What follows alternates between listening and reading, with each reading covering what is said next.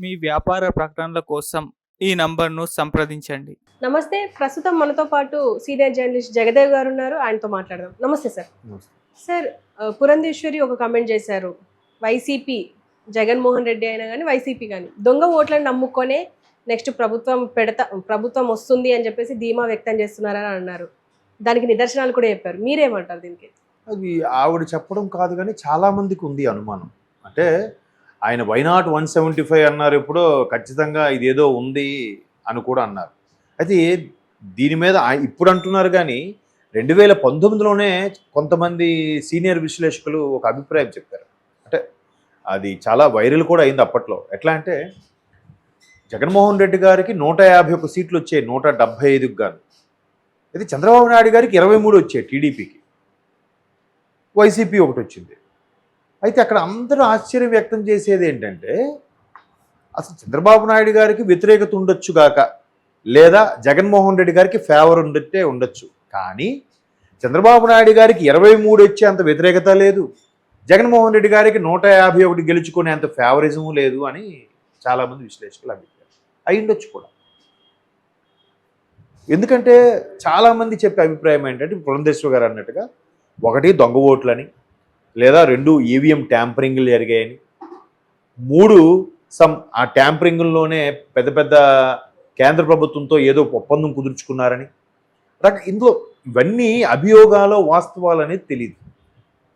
అంటే ఇప్పుడు చంద్రబాబు నాయుడు గారికి వ్యతిరేకత ఉందనుకుందాం, ప్రభుత్వ ఉద్యోగులది వ్యతిరేకత, అది కూడా ఎలాగా, ఆ ఈపీఎస్ సిస్టమ్ ఏదైతే ఉందో అది ఎవరి వల్ల చేయడం కాదు, అది క్లియర్.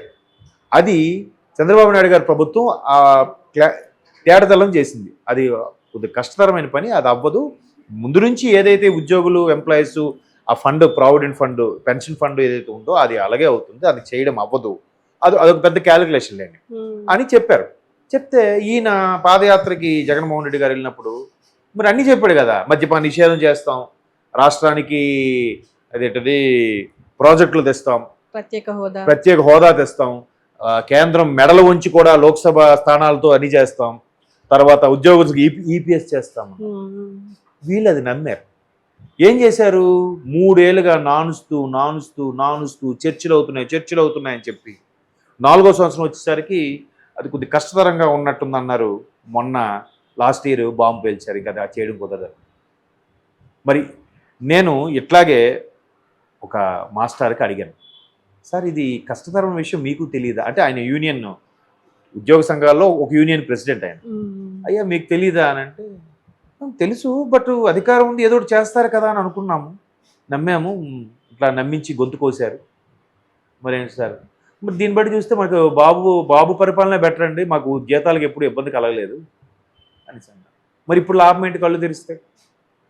సో అలాగా ప్రతిదీ చెప్పి చేయడం వల్ల పురంధరేశ్వరి గారి అండంలో వాస్తవం ఉంటే ఉండొచ్చు కాక, ఎందుకంటే చాలా వార్తలే తినిపిస్తున్నాయి. అంటే అవి వాస్తవాల రోమర్సా అనేది నెక్స్ట్. కానీ అలాగే ఓన్లీ ఉభయ గోదావరి జిల్లాల్లోనే ఒక 80,000 సీనియర్ సిటిజన్ ఓటర్లు గల్లంత అయిపోయారు లాస్ట్ ఇయర్, ఎప్పుడో బిఫోర్ లాస్ట్ ఇయర్ సంథింగ్. ఎందుకు చేశారు? వాళ్ళ ప్లేస్లో ఎవరిని చేర్చారు? సో ఇవన్నీ కూడా మనకి వార్తలు వినిపిస్తూనే ఉన్నాయి. మొన్న ఎలక్షన్ కమిషన్ వచ్చినప్పుడు విజయవాడలో కూడా అందరి పార్టీ అభిప్రాయాలు కూడా తెలుసుకునే ప్రయత్నం చేసింది. దానికి ప్రత్యేకంగా చంద్రబాబు నాయుడు గారు, పవన్ కళ్యాణ్ గారు కూడా వెళ్ళి కలిసి వాళ్ళ అభిప్రాయం చెప్పారు. చెప్తూనే చంద్రబాబు నాయుడు గారు అనుభవజ్ఞుడు కాబట్టి ఆయన ఏం చెప్పారు, ఇట్లా ఒకానొక సమయంలో ఎన్నిక విషయంలో కూడా ఇలా తేడా వచ్చినప్పుడు, మేము అప్పుడు ప్రభుత్వంలో ఉన్నాము, బై ఎలక్షన్స్లో ఇలా తేడా వచ్చినప్పుడు దానికి ఆపరమైన నిర్ణయం తీసుకున్నాం, ఇక్కడ ఇలా తీసుకున్నాం. తరువాత వాలంటీర్ని ఎవరైతే ఉన్నారో వాళ్ళని వాళ్ళతోనే పిఓ అంటే ప్రిసైడింగ్ ఆఫీసర్ అంటారు, ఎన్నికల నిర్వహణ అధికారిని, వాళ్ళగా నియమించే ఆలోచనలో వైసీపీ ప్రభుత్వం ఉంది. అది ఎంతవరకు సమంజసం అంటే, వాళ్ళు ఆ ప్రభుత్వం నియమించుకున్న వాలంటీర్లు, వాళ్ళు తాత్కాలికమైన ఉద్యోగులు, వాళ్ళకి ప్రభుత్వం నుంచి ఒక అపాయింట్మెంట్ లెటర్ కానీ అలాంటివి ఏమి ఇవ్వలేదు. పైగా మొదటి నుంచి కూడా ఎన్నికలు నిర్వహించేది ఉపాధ్యాయులు మాత్రమే. ప్రతి స్టేట్లో కూడా టీచర్స్ మాత్రమే ఏపీఓలు కానీ పిఓలు కానీ ఉంటారు, ప్రిసైడింగ్ ఆఫీసర్. సో వాళ్ళతో నిర్వహిస్తేనే వాళ్ళు ఒక ధోరణికి అలవాటు పడి ఉంటారు కదా, వాళ్ళకేం ట్రైనింగ్ ఇవ్వక్కర్లే. బట్ ఎన్నికల ముందు కంపల్సరిగా పోలింగ్ బూత్కి వెళ్ళే ముందు ట్రైనింగ్ ఇస్తారు, మీరు అక్కడ ఎలా నిర్వర్తించుకోవాలి. బట్ నామకే వాస్తే ఆల్రెడీ టీచర్స్ సీనియర్స్ జూనియర్స్కి ఎక్స్ప్లెయిన్ చేస్తారు, ఎలా నడుచుకోవాలి, రూల్స్ ఏంటి, నిబంధనలు ఏంటి, అవన్నీ కూడా ఉంటాయి. వాళ్ళకి తెలిసినట్టుగా మిగతా వాళ్ళకి చేయలేరు.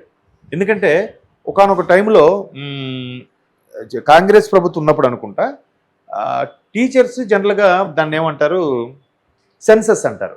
అదే జనాభా గణన, జనాభా లెక్కలు.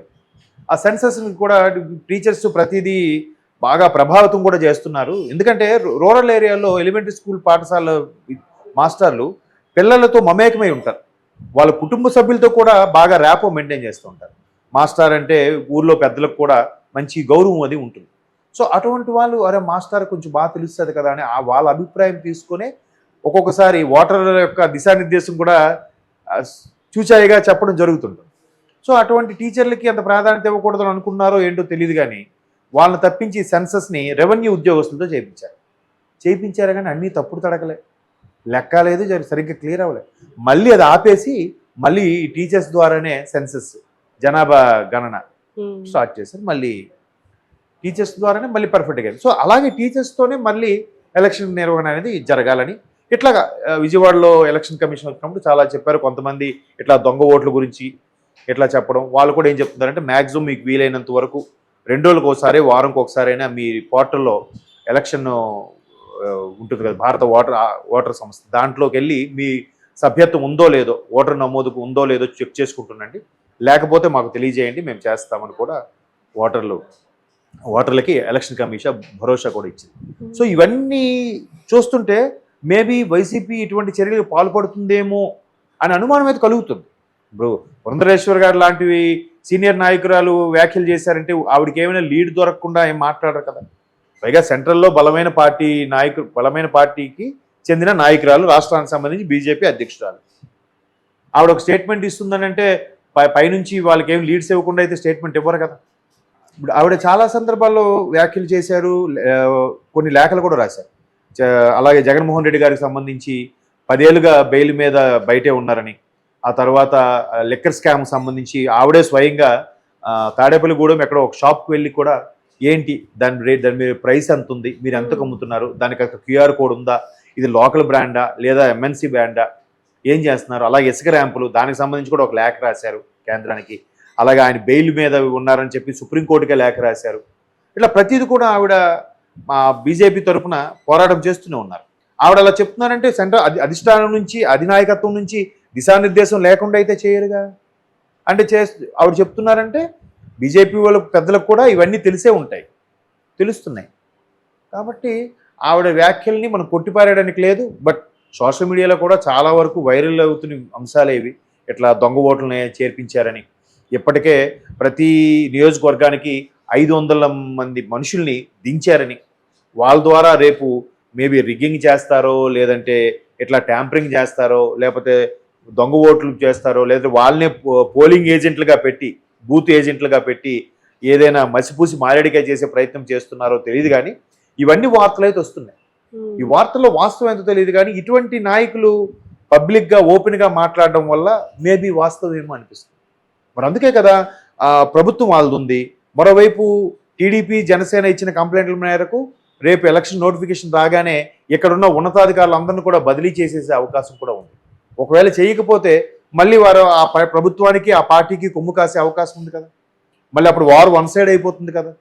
వీళ్ళు ఎంత మొత్తుకున్నా, ఎన్ని పొత్తులు పెట్టుకొని, ఆఖరికి సెంట్రల్లో ఉండే బీజేపీతో పొత్తు పెట్టుకున్నా కూడా వైసీపీ ప్రభుత్వం వచ్చింది అనుకోండి, ఇంత వ్యతిరేకత ఉన్నప్పుడు కూడా ఖచ్చితంగా మతలబు జరిగినట్టేనా కదా.